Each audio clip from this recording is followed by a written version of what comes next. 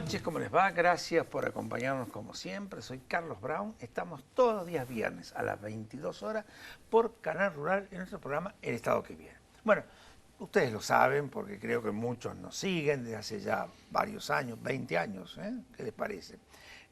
Y todas las oportunidades que podemos, tratamos de hacer análisis los más profundos, intensos, vinculados con las cosas que nos pasan en este país. Y en este caso, particularmente, las cosas que están sucediendo desde la economía, desde los trabajadores, desde la necesidad de la actividad económica, de la producción, de la generación de riqueza, estas cosas que no sé, suenan tan raras en este país, porque estamos todos preocupados por la tasa de interés, por cuánto sale el dólar. Increíblemente nos olvidamos de algo que el señor que tengo enfrente y que ahora voy a presentar, me lo dio como título, yo lo agarré, pero siempre digo el copyright, que es una gesta productiva. ¿Cómo te va, Rubén? ¿Cómo estás, Carlos? Vos fuiste Rubén Bassi, ¿no? Secretario de Política Energética de la Federación de Trabajadores de la Industria del Gas. Un día estábamos en el Círculo de Legisladores y estábamos charlando de un montón de temas. Y vos dijiste gesta productiva. Y la verdad que a mí me impactó. Y lo estuve trabajando. Los otros días refrité un artículo que inclusive salió en La Nación. Sí. Hay que hacer una gesta productiva, bueno, ¿no? ¿Esto es lo que hay que trabajar? Lo que pasa es que a partir de ahí tenés un idioma en común, por eso nadie tiene, se me ocurrió la idea en función de que si es tomada por personas como vos, como personas que están involucradas con el hacer, con el producir, ya la idea es mía, no es la idea mía. Sí, uno es lo que pretende, uno dice lo que aprendió en los libros de historia, en la formación misma de la nación. Se formó con gestas, ¿no? Y con peleas muy duras, mucho más duras que las que están en el presente. No olvidemos que 40 años de guerra civil en el siglo XIX, más la polarización de ideas, vienen con esta cuestión, pero el principio de la cuestión fue una gesta. A partir de eso, logramos la gesta, logramos alzarnos como nación ante el mundo. Anduvimos ahí a los tironeos, pero produciendo un posicionamiento en el mundo, el granero del mundo, la producción argentina, la esperanza argentina, el espacio, 6 millones de inmigrantes, es decir, la pucha si la Argentina no hizo una gesta. Yo no voy a entrar en el detalle de quién. Sí, la gesta por definición como hazaña. Como hazaña, es una hazaña. Es una hazaña, en pocos lados se ven cuestiones semejantes, por eso Argentina tiene todavía esos laureles. Pero a medida que va pasando el tiempo, ya de siglo, con cambios de siglo, queda un punto donde creo que debe converger en esto, que es la estrategia, que es lo supremo, que es lo que, te lo dije en una frase que te escribí. Sí, me lo dijiste, muy bueno. Que eso supremo, que eso estratégico, que esa gesta, es lo que debe guiar lo importante. No puede estar lo importante por encima de algo que tiene que transformar. Es importante, pero si lo importante no es visto por todos, si lo importante no está en el centro de la mesa, pero en el centro de la mesa como tema, con personas que estén rodeando lo importante con la gesta en la cabeza, diciendo, no, esto es lo importante, sí, pero lo más importante es las personas porque lo que están dispuestas a llevar. Nos mata es que no hay esa gesta o esa hazaña como política de Estado que perdure en el tiempo, sino lo que hay es una coyuntura. Claro, ¿qué es lo trascendente en Argentina? ¿Qué es lo trascendente? Paliar la pobreza es trascendente. Trabajo, producción, ¿quién guía esa nave de la producción? ¿Quién la guía? ¿Los bancos? ¿El poder financiero lo guía? Y mirá, yo no confío mucho porque los grandes países del mundo, al tema financiero lo tienen acotado. En países organizados, de economías importantes, dentro del país, no permite que un día a un banco se le ocurra hacer una locura. Y cuando hacen locuras, generalmente aparecen grandes quiebras, grandes desastres, como pasó en en Estados Unidos, con el tema de Brothers y toda esa cuestión financiera que no es un humo que no existe. Entonces, ¿qué es lo verdaderamente trascendente? O los buscan acotar, ¿no? Trump en este momento, por ejemplo, está castigando a la Reserva Federal porque la obliga a bajar tasas. A bajar tasas. Y los otros días veía que en Noruega, si vos vas a pedir un crédito, te dan plata arriba de lo que vos pedís. Sí, sí. O sea, en cambio, cobrarte interés, te pagan interés. Sí, el punto es cosa de loco, ¿no? Evidentemente en nuestra Argentina hoy inviable, pero busquemos una alternativa. Claro, busquemos la alternativa que está bien, estamos en una coyuntura electoral y es dado que haya una chicana de todos los sectores, y más con el resultado que hubo con las elecciones que se dieron, ¿no? De las PASO. Sí. Pero lo que observo es que el tema central sigue siendo coyunturas. Absolutamente. Siguen siendo coyunturas. Momentos. El dólar, bien, che, miremos la gente que no las personas que están en situación de pobreza, miremos qué pasa con el precio de los servicios públicos. Son todas las coyunturas. Saquemos el IVA. Saquemos el IVA. No está mal, pero, no sé, no pero son coyunturas. Son coyunturas y me parece a mí que las personas estamos esperando una actitud, no de candidatos, una actitud de estructuras, porque las estructuras alrededor de los candidatos también tienen su peso. El sindicalismo, que es una estructura, que dice, mirá, nosotros tenemos los salarios de los trabajadores caídos con respecto al dólar, me importa 3 pepinos, hay que recomponer a los trabajadores, que es una gran verdad.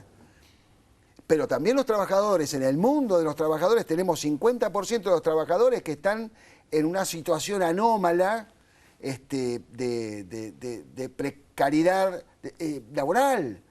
Trabajadores en negro, changarines, desocupados. Hay un universo que también... La mitad por lo menos. Que tiene muchas más necesidades dentro de su propio universo que personas que están con estabilidad laboral, con justos reclamos. Entonces cada universo acá está en un conflicto, tiene su singularidad. Entonces son como agujeros negros que van a chocar. Cada uno con su atracción, cada uno con decir, mirá, yo tengo este problema, pero está bien, pero ¿cuál es la centralidad de esto? La gesta. Y la gesta debe ser, digamos, consecuencia de un gran acuerdo y de una gran búsqueda de un objetivo común. Porque de lo contrario es muy difícil. Cuando uno tira para un lado, el otro tira para el otro, y cada uno el que tira en definitiva tampoco tira con fuerza hacia adelante, sino en el instante, en el momento, en la circunstancia, punto. Ahora bien, estamos de acuerdo en que tenemos que solucionar las cosas, que tenemos que activar esta enorme capacidad para producir que puede llegar a tener la Argentina. No es que tenemos una capacidad que dormida, no, para. Digamos que tenemos una maquinaria de 1950 para producir contra una maquinaria del 2020, que es la que mueve el mundo. Entonces, por supuesto que si yo elimino todos los automóviles y vuelve a haber caballo, va a haber mucho trabajo para la gente.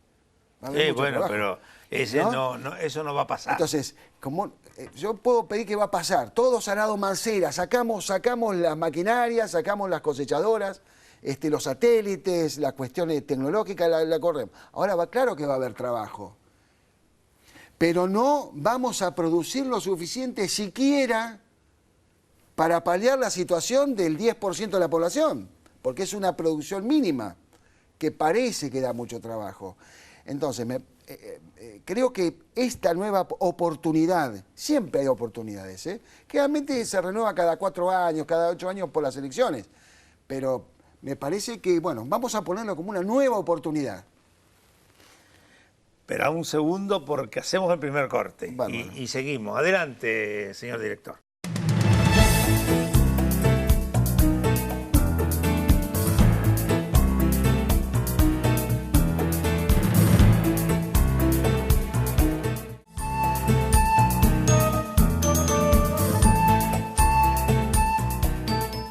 Rubén, la verdad que nos apasionamos, ¿no?, cuando hablamos de estas cosas, porque cuando vos estás diciendo todo esto, te estás refiriendo al mundo del trabajo, pensando en el hoy y en el mañana inmediato, absolutamente inmediato, ¿no? Y al mismo tiempo la necesidad de la masa de trabajadores que necesitan soluciones, muchos de ellos, como vos decís, el negro, muchos de ellos sin la calificación, sin el conocimiento de estas cosas modernas que se vienen así, con una velocidad absoluta. Claro, cuando uno involucra la palabra pyme en esto, es muy amplia la palabra pyme.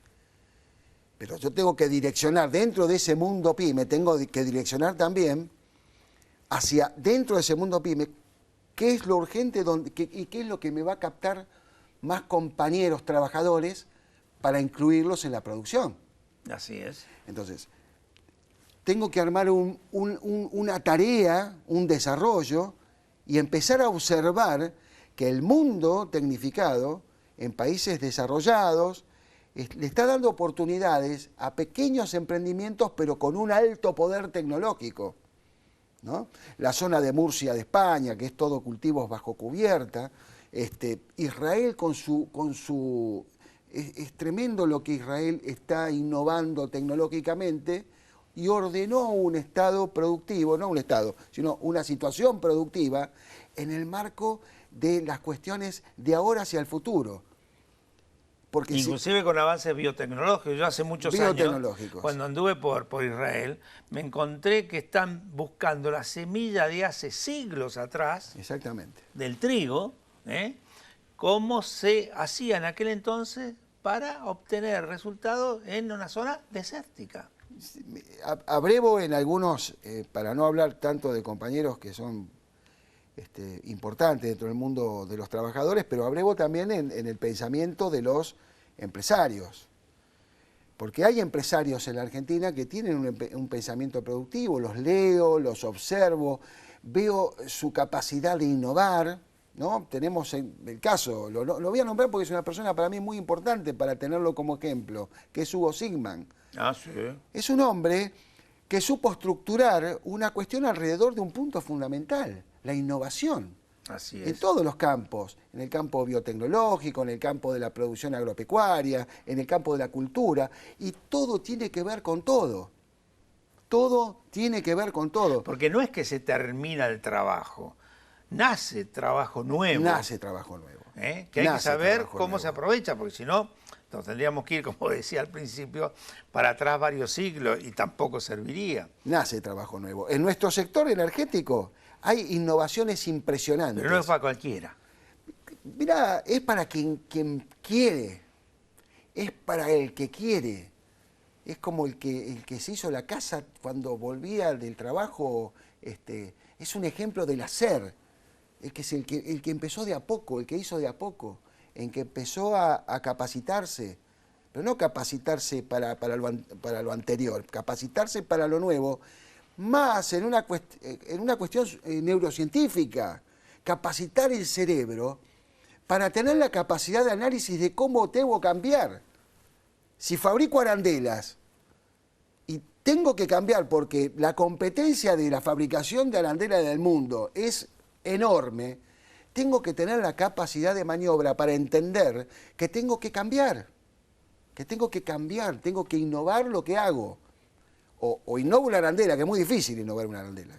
Es muy difícil porque es algo muy específico. Pero hay campos que se están abriendo, campos del conocimiento que se están abriendo, que hay que llevarlos a lugares que tienen que ver con un achicamiento del horizonte. Porque si yo te amplío el horizonte en las escuelas que me están enseñando la forma laboral del siglo XIX y el siglo XX, me están enseñando esa forma laboral, y no estoy enseñando la forma laboral del siglo XXI, ya está mal. Estoy mal porque estoy preparando a una persona que no tiene la capacidad de análisis para ver lo que hay. Porque cuando uno dice innovación tecnológica, ¿qué significa todo eso? La innovación tecnológica, el impacto, si la sabemos aprovechar sobre las pequeñas producciones, es mucho más grande y mucho más trascendente que el impacto de una mega fábrica de algo que se hace todo con robot. Si yo no compito con eso.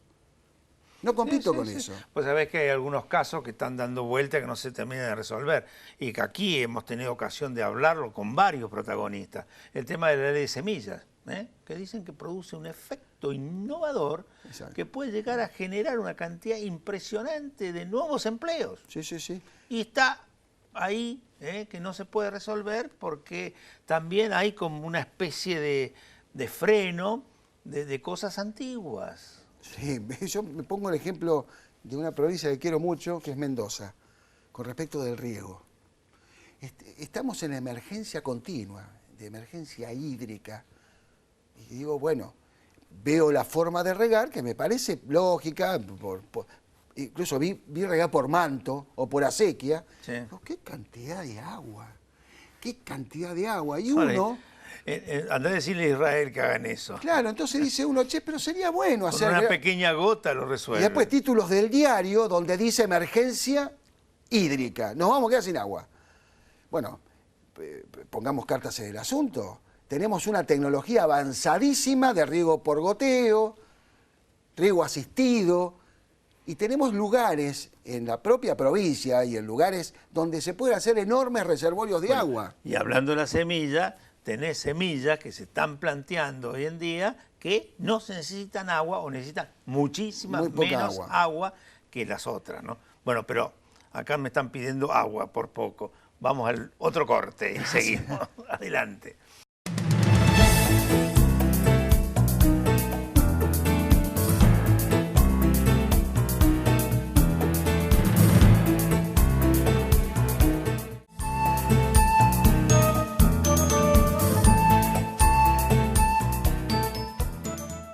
Vos sabés, Rubén, que hemos pasado tantos momentos en esta Argentina loca, porque realmente no queda casi otra definición, ¿no?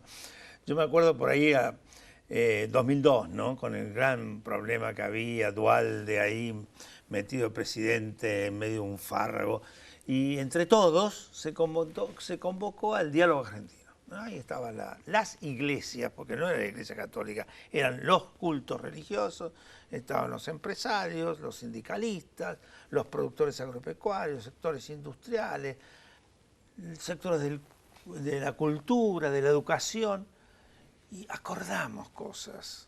Y de repente el país empezó a funcionar. Y tan bien funcionó que al año se pudo entregar el gobierno a Kirchner con el país creciendo.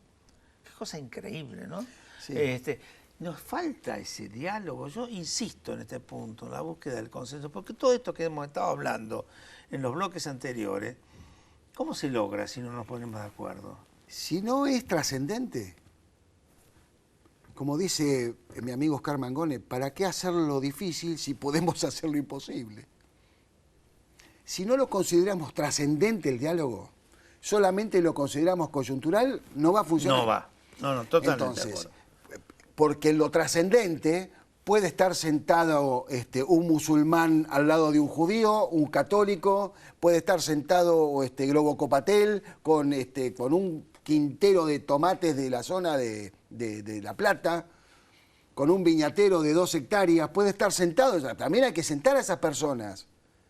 Porque ¿quién representa el pensamiento de la producción? Yo, viene un dirigente, o bien, ¿quién representa el pensamiento, no de los derechos del trabajador, que eso sí lo representa una institución gremial? Pero estamos a correr la institución, sino correr la institución y traer el saber. El saber, porque yo tengo que tener una persona que sea exitosa, que las hay, con pequeños cultivos muy tecnificados. ¿Dónde hay ejemplos? ¿Dónde hay ejemplos? ¿Dónde tengo ejemplos de innovación tecnológica exitosos? Bueno, siento directamente a ese interlocutor en el manto de lo trascendente. Y arriba de lo trascendente la gesta. Tenemos una gesta. Entonces, si no, fue muy bueno lo de Duhalde con el movimiento productivo. Muy bueno porque metió en la agenda un tema en un sector y le dice a otro sector, che, continúen con esto. Así es. Porque recuerdo que Néstor Kirchner lo toma, porque tomó y después siguió generando cuestiones. Pero lo que no se logró es la conformación de la producción por encima de lo financiero. Siempre se puso el tema financiero, al dios financiero, a dirigir las mentes de los productores. Es muy difícil ese tema. Ese es un punto, yo diría, crucial, ¿no? Cuando uno analiza los balances de los bancos, sin dar nombres, y vos ves que han tenido, por ejemplo, en años difíciles como los que estamos viviendo, ganancias del 300, del 400, del 500%, y buscás un sector productivo, a ver qué ganancia tuvo, te encontrás que no tuvo ganancia, sino que tuvo pérdida, algo nos está pasando, así no funciona. No funciona, ni va a funcionar. Ni va a funcionar. Lo que puede llegar a funcionar es lo que hay.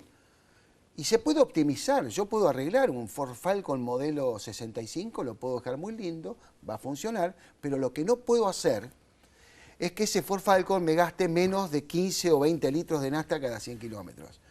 Lo que no puedo hacer es que cuando yo le pongo un aire acondicionado a ese auto me va a gastar 25 litros más.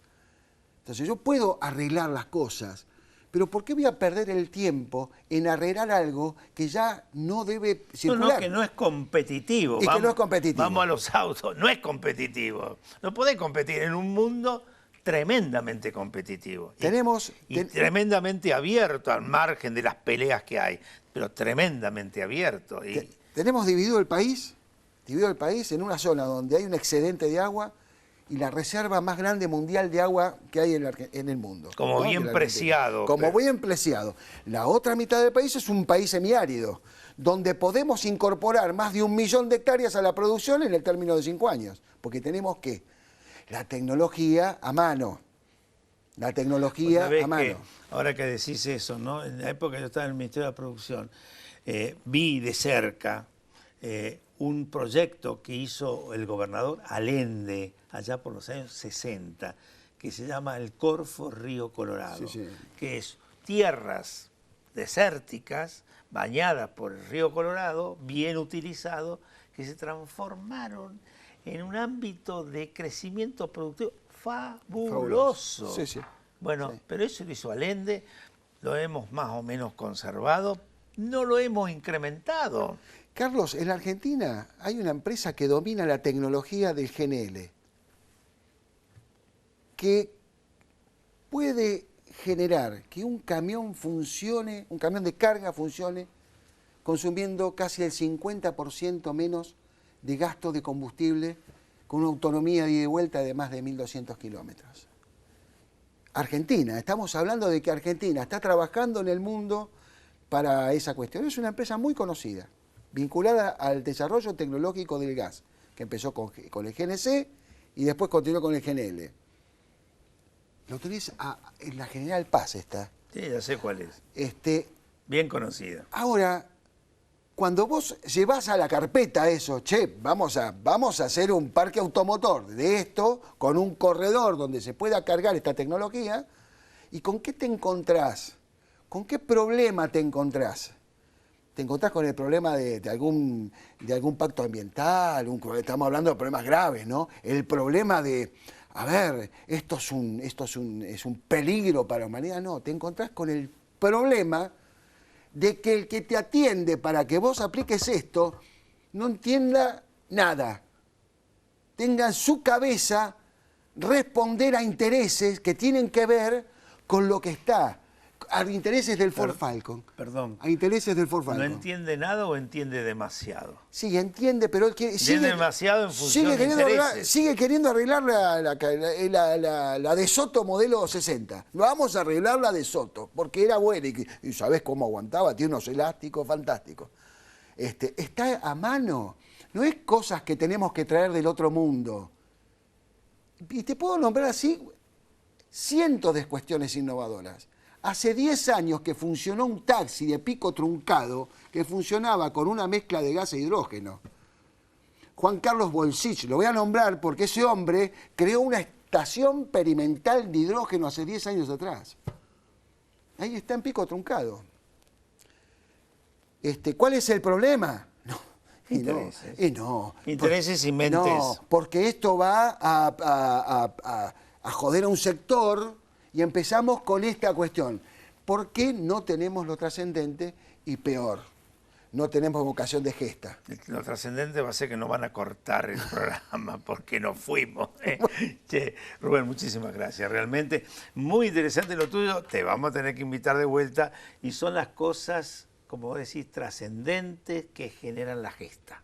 Exactamente. Te Muchísimas agradezco gracias. mucho siempre. No, por favor. Y a todos ustedes los esperamos el viernes que viene.